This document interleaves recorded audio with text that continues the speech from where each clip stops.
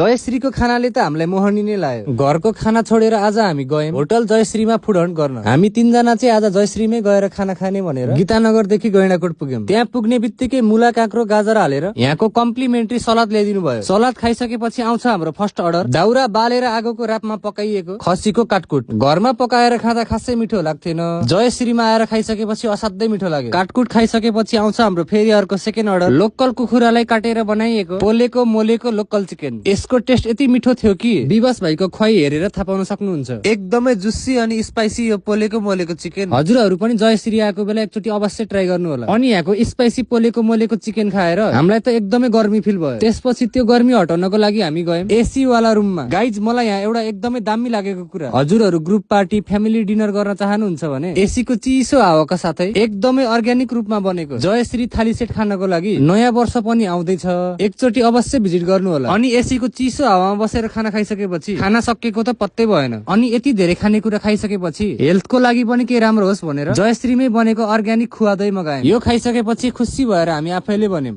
जयश्रीको खाना मिठो मिठो मिठो।